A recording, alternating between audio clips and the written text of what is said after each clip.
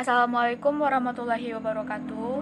Perkenalkan, nama saya Elma Trifayona, NIM 1904254. Kali ini saya akan mempresentasikan hasil PPT saya mengenai pengembangan sumber daya manusia yang diajukan sebagai tugas untuk mata kuliah manajemen sumber daya sektor publik.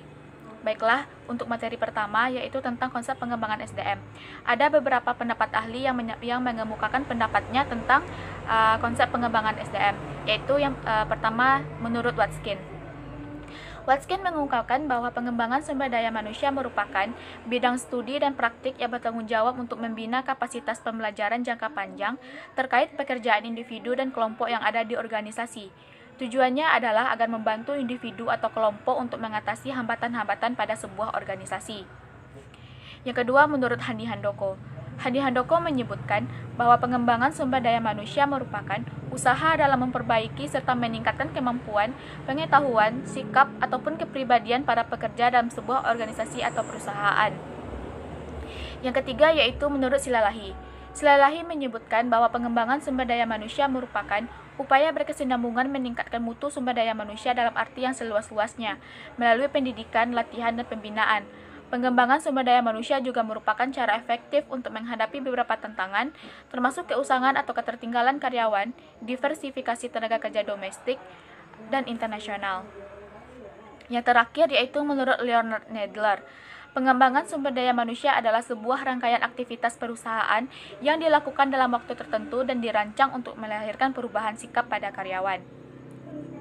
Jadi, dari pendapat para ahli tersebut dapat kita simpulkan bahwa pengembangan sumber daya manusia merupakan sebuah usaha yang dilakukan oleh organisasi dalam meningkatkan mutu dan kapasitas individu atau kelompok dengan cara memberikan pendidikan, pelatihan, serta pembinaan agar individu atau kelompok dalam organisasi tersebut bisa mengatasi tantangan maupun hambatan yang akan dihadapi.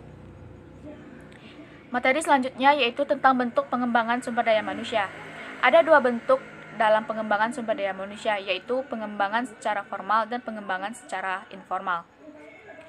Pengembangan secara formal merupakan pengembangan yang dilakukan oleh karyawan untuk mengikuti pendidikan atau pelatihan yang dilakukan oleh organisasi itu sendiri maupun lembaga pendidikan atau pelatihan yang berguna untuk meningkatkan mutu kinerja pegawai tersebut. Pengembangan ini dilakukan karena tuntutan pekerjaan saat ini maupun masa yang akan datang. Yang kedua yaitu pengembangan secara non-formal. Pengembangan secara non-formal merupakan pengembangan yang dilakukan oleh pegawai yang didasari oleh keinginan sendiri pegawai tersebut dengan cara membaca literatur yang ada hubungannya dengan pekerjaannya. Hal ini menunjukkan bahwa pegawai tersebut berkeinginan keras untuk maju dengan cara meningkatkan kemampuan kinerjanya. Materi selanjutnya yaitu tentang strategi pengembangan sumber daya manusia. Menurut Jones dalam Sarwono 1993, strategi pengembangan sumber daya manusia dapat dibagi menjadi 5, yaitu pelatihan, pembinaan, pendidikan, rekrutmen, dan perubahan sistem. Pelatihan di sini maksudnya yaitu pengembangan sumber daya manusia yang dilakukan melalui pelatihan-pelatihan untuk menumbuhkan kemampuan para pegawai tersebut dalam khususnya untuk bidang kemampuan, ilmu pengetahuan, serta sikapnya. Yang kedua yaitu pendidikan. Pengembangan sumber daya manusia melalui pendidikan ini bertujuan untuk menumbuhkan sikap ataupun keterampilan para pegawai dalam dunia kerja. Hal ini dijadikan sebagai strategi yang akan berguna untuk meningkatkan kualitas dan kapasitas para pegawai untuk mewujudkan tujuan organisasi yang telah ditetapkan sebelumnya. Yang ketiga yaitu pembinaan. Pengembangan sumber daya manusia melalui pembinaan yaitu dilakukan dengan berbagai perencanaan seperti pembinaan yang akan berguna untuk menumbuhkan produktivitas dalam diri pegawai tersebut dengan perencanaan dan penilaian tertentu. Yang ketiga yaitu rekrutmen. Rekrutmen merupakan sebuah proses yang dilakukan oleh sebuah organisasi tersebut yang berguna untuk mencari dan menseleksi para calon pegawai dalam sebuah organisasi agar dapat bekerja sesuai dengan bidang dan kemampuan yang dimilikinya. Yang ketiga yaitu perubahan sistem. Pengembangan sumber daya manusia melalui perubahan sistem maksudnya adalah para pegawai tersebut dituntut untuk bisa dalam segala situasi agar dapat mencapai tujuannya.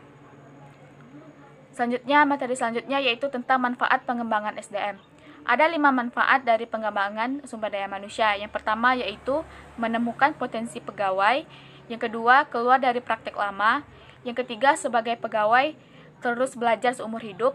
Yang keempat, mengurangi konfrontasi dalam organisasi. Yang kelima, meningkatkan produktivitas. Materi selanjutnya yaitu metode-metode dalam pengembangan sumber daya manusia. Ada 4 metode pengembangan sumber daya manusia. Yang pertama, metode pelatihan. Yang kedua, job rotasi dan kemajuan berencana. Yang ketiga, understudies. Yang keempat, coaching dan counseling. Metode pelatihan. Pada metode pelatihan, berisi pelatihan berupa simulasi, metode konferensi, studi kasus, serta bermain peran. Tujuan dari latihan tersebut untuk meningkatkan potensi dan kinerja para pegawai agar produktivitas dalam mencapai tujuan organisasi atau perusahaan dapat tercapai. Yang kedua yaitu metode understudies. Maksudnya adalah organisasi atau perusahaan mempersiapkan peserta untuk melaksanakan pekerjaan atau mengisi suatu posisi jabatan tertentu. Peserta pengembangan tersebut pada masa yang akan datang akan menerima dan bertanggung jawab pada posisi jabatannya. Yang ketiga yaitu job rotasi dan kemajuan berencana. Job rotasi melibatkan perpindahan peserta dari suatu pekerjaan ke pekerjaan lainnya. Kadang-kadang dari satu penempatan kepada penempatan lainnya direncanakan atas dasar tujuan belajar. Kemampuan berencana tidak mengubah keseimbangan status dan gaji, tetapi penempatan kembali dengan asumsi mempunyai tugas dan tanggung jawab yang tinggi. Sering job rotation dilakukan dalam waktu 2-3 bulan. Peserta-peserta yang diberi tugas dan tanggung jawab atas bagian yang dirotasikan. Yang keempat yaitu coaching dan counseling. Coaching merupakan prosedur pengajaran pengetahuan dan keterampilan pada para pegawai. Peran coaching adalah memberikan bimbingan kepada pegawai dalam menjalankan tugas pekerjaannya. Konseling merupakan pemberian bantuan kepada pegawai agar dapat menerima, dari memahami, dan merealisasikan dari sehingga potensinya dapat berkembang secara optimal dan tujuan organisasi atau perusahaan tersebut dapat tercapai. Dengan penyuluhan pegawai diharapkan aspirasinya dapat berkembang dengan baik dan pegawai yang bersangkutan mampu mencapai kepuasan kerja. Itulah materi saya tentang pengembangan sumber daya manusia. Sekian, terima kasih. Saya tutupi dengan membaca. Assalamualaikum warahmatullahi wabarakatuh.